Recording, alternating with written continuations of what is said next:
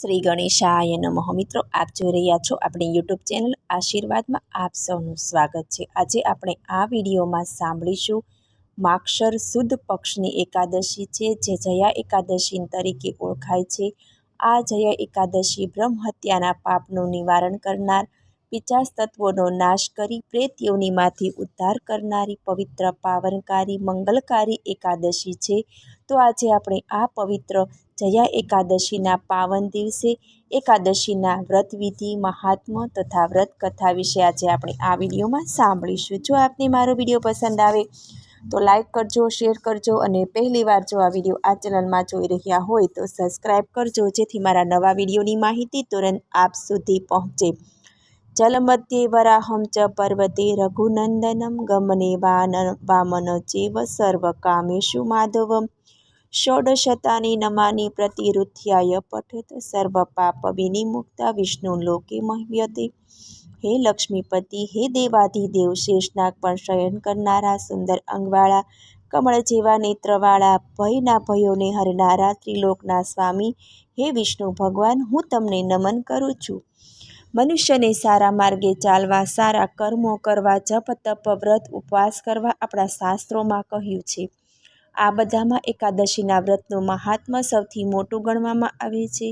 એક મહિનામાં અંજવાળિયામાં અને અંધારિયામાં મળીને કુલ 2 11 આવે અને ત્રીજા વર્ષે એક અધિક મહિનો આવે, એટલે કુલ 26 11 થાય। આ સર્વે 11ના વ્રતો કરવા લાયક છે, કેમ કે આ વ્રતનું ફળ તરત જ પ્રાપ્ત થાય, મનુષ્યના સઘળા પાપો નાશ થાય અને લોકોના મનોરથો પણ પૂર્ણ થાય। વિષ્ણુ ભગવાન કહે છે કે જે વ્યક્તિ કલયુગમાં એકાદશીની રાત્રે જાગરણ કરી અને વૈષ્ણવ શાસ્ત્રનો પાઠ કરે છે, તેના કોટી જન્મના થયેલા 4 જાતના પાપો નષ્ટ થાય છે, તથા જે ઉત્સાહપૂર્વક ભજન અને કીર્તન કરે છે તે મારો વિશેષ ભક્ત છે। હું તેને ઉત્તમ જ્ઞાન આપું છું અને શ્રી વિષ્ણુ તેને મોક્ષ પ્રદાન કરે છે। 26 એકાદશીના વ્રત ન કરી શકે તેણે અષાઢ સુદ શુક્લ એકાદશી એટલે દેવશયની એકાદશીથી કારતક સુદ શુક્લ એટલે પ્રબોધની એકાદશી સુધીની બધી એકાદશી કરવી જરૂરી છે। શાસ્ત્રોમાં પણ બતાવવામાં આવ્યું છે કે એક વખત ભોજન લઈને એકાદશીનું વ્રત કરનારનું એક ભવ પાપ નાશ પામે છે। હકીકતમાં નિરાહાર કરતાં ફળાહાર અતિ ઉત્તમ છે। ફળાહાર ન કરી શકો તો એકટાણું કરવાથી વ્રતમાં કોઈ ખામી કે હાનિ આવતી નથી। એકાદશીના વ્રતને આ લોક અને પરલોકનું સુખ આપનાર અતિ ઉત્તમ વ્રત માનવામાં આવે છે। આ સિવાય સંતાનની ઈચ્છાવાળાને આ વ્રત ઘણું જ ઉત્તમ ફળ આપે છે। એકાદશી વ્રતની વિધિ: દશમની રાત્રે બ્રહ્મચર્યનું પાલન કરવું તથા ભોગવિલાસથી દૂર રહેવું। એકાદશીના પ્રાતઃકાળે લાકડીનું દાંતણ કે ટૂથપેસ્ટનો ઉપયોગ કરવો નહીં। લીંબુ, આંબા કે જાંબાના પાન ચાવી જવા, આંગળી વડે ગળું શુદ્ધ કરી લેવું। જો સંભવ ન હોય તો પાણીના 12 કોગળા કરી લેવા, પછી સ્નાનાદિ પરવારીને મંદિરમાં જઈને ગીતાના પાઠ કરવા। પ્રભુ સામે આ પ્રાર્થના કરવી કે આજે હું ચોર, પાખંડી અને દુરાચારી મનુષ્ય સાથે વાત નહીં કરું, તેમજ કોઈનું દિલ પણ દુભાવીશ નહીં। ગરીબોને તથા બ્રાહ્મણોને અન્નદાન તથા યથાશક્તિ દાન કરીને હું સંતુષ્ટ કરીશ। રાત્રે જાગરણ કરીને ભજન કરવા અને ઓમ નમો ભગવતે વાસુદેવાય મંત્ર તથા ગુરુ મંત્રના જાપ કરવા અને ગીતાજીના પાઠ કરવા। ભગવાન વિષ્ણુનું સ્મરણ કરીને પ્રાર્થના કરવી કે હે ત્રિલોકપતિ, મારી લાજ રાખવી તમારા હાથની વાત છે। આથી મારું આ વ્રત પૂરું કરવાને આપ મને શક્તિ આપો। મૌન, જપ, શાસ્ત્ર પઠન, ભજન, કીર્તન અને રાત્રિ જાગરણ એકાદશી વ્રતમાં વિશેષ લાભ કરે છે। આ પ્રમાણે વિધિસર વ્રત કરવાથી ઉત્તમ ફળ પ્રાપ્ત થાય। બારસના દિવસે બ્રાહ્મણોને મિષ્ટાન, દક્ષિણા વગેરેથી પ્રસન્ન કરીને તેમની પરિક્રમા કરીને ઉપવાસ છોડવો।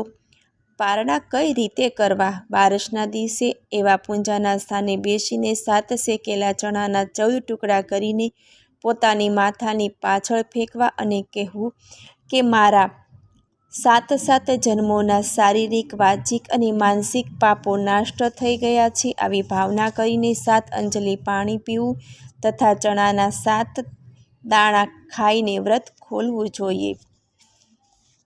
જયા એકાદશી મહાસુદ 11ની વ્રત કથા।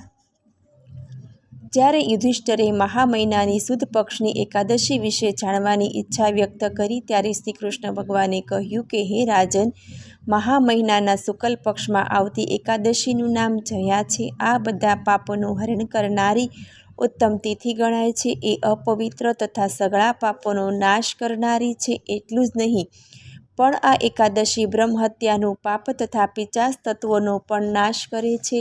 આ એકાદશીનું વ્રત કરવાથી મનુષ્યને ક્યારેય પિશાચ યોનિમાં જવું પડતું નથી। તો હે રાજન, હવે તમે તેની કથા સાંભળો। એક સમયની વાત છે, ઇન્દ્ર રાજાની સામે ગાંધર્વો નાચ ગાન કરી રહ્યા હતા। અપ્સરાઓ નાચી રહી હતી। એમાં એક પુષ્પવતી કરીને એક ગાંધર્વ કન્યા હતી। તે બહુ જ સ્વરૂપવાન હતી। એક મૂલ્યવાન નામના ગાંધર્વ મલિનો પુત્ર પણ હતો। આ બંને એકબીજાને પ્રેમ કરતા હતા। અત્યારે તેમનું નાચગાન થઈ રહ્યું હતું। નાચગાન કરતાં કરતાં આ બંને એટલા પ્રેમમાં ભાવ વિભોર થઈ ગયા કે માલ્યવાન દીવાનો થઈ ગયો। સંગીતના સુરો બેસુરા થવા લાગ્યા। પુષ્પાવતી પ્રેમમાં પાગલ બનીને નાચવાના તાલ ભૂલવા લાગી। ઇન્દ્ર રાજાએ આ જોયું અને ક્રોધિત થઈ ગયા। શ્રાપ આપ્યો કે તમે બંને પિશાચ યોનિમાં જાઓ। ભરી સભામાં અપમાન કરવાવાળાની આવી જ હાલત કરવામાં આવે છે। અપવિત્ર પાણી અને અપવિત્ર ભોજન જ તમારે યોગ્ય છે। આ પ્રમાણે ઇન્દ્રનો શ્રાપ મળવાથી બંનેના મનમાં ઘણું જ દુઃખ થયું। બંને હિમાચલ પર્વત પર ચાલ્યા ગયા। પિશાચ યોનિ પ્રાપ્ત કરીને ભયંકર દુઃખ ભોગવવા લાગ્યા। શારીરિક યાતનાથી ઉત્પન્ન થયેલા તાપથી પીડિત થઈને બંને પર્વતની ગુફાઓમાં ભટકતા હતા। એક દિવસ પિશાચે પોતાની પત્નીને કહ્યું, આપણે એવું તો કયું પાપ કર્યું હશે કે જેનાથી આપણને આ પિશાચ યોનિની યાતનાઓ પ્રાપ્ત થઈ? નરકનું કષ્ટ અત્યંત ભયંકર છે અને પિશાચ યોનિ પણ આ ઘણું જ દુઃખ દેનારી છે। માટે આપણે પૂર્ણ પ્રયત્ન કરીને આ પાપથી બચવું જોઈએ। આ રીતે ચિંતાને કારણે બંને જણા સુકાતા જતા હતા। અચાનક જ પિશાચને મહા મહિનાના શુક્લ પક્ષની જયા એકાદશી યાદ આવી ગઈ અને આ દિવસે બંને તદ્દન ભૂખ્યા રહ્યા અને ભગવાન વિષ્ણુનું રટણ કરતા રહ્યા। આ દિવસે તેમણે કોઈ જીવની હિંસા પણ ન કરી, એટલે સુધી કે ખાવા માટે ફળ ન તોડ્યું।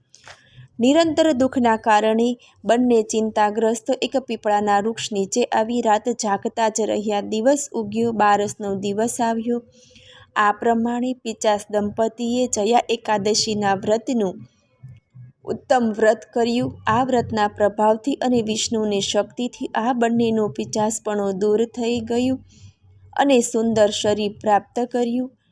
પુષ્પવતી અને માલ્યવાન પોતાના પહેલાંના રૂપમાં આવી ગયા। તેમના દિલમાં એ જ જૂનો સ્નેહ ઉભરાઈ રહ્યો હતો।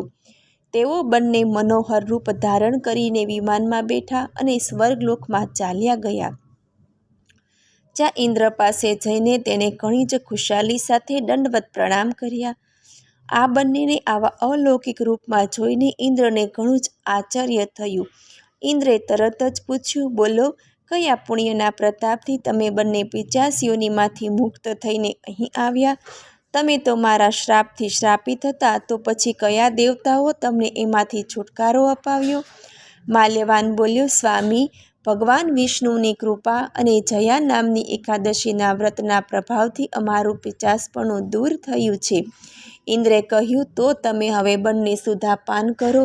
જે લોકો એકાદશીના વ્રતમાં મગ્ન અને શ્રી કૃષ્ણના શરણાગત થયા છે તેઓ મારા માટે પણ પૂજ્ય બને છે। આ મહાત્મા વાંચવાથી અને સાંભળવાથી અગ્નિહોમ યજ્ઞ જેટલું પુણ્ય પ્રાપ્ત થાય છે। મૂકં કરોતિ વાચાલં પંગું લંઘયતે ગિરિમ યત્કૃપાતમહં વંદે પરમાનંદ માધવમ। મને સાંભળવા બદલ ધન્યવાદ। જો આપને મારો વિડીયો પસંદ આવે તો લાઈક કરજો, શેર કરજો અને પહેલીવાર જો આ વિડીયો આ ચેનલમાં જોઈ રહ્યા હોય તો સબસ્ક્રાઈબ કરજો, જેથી મારા નવા વિડીયોની માહિતી તુરંત આપ સુધી પહોંચે। ધન્યવાદ। જય શ્રી કૃષ્ણ।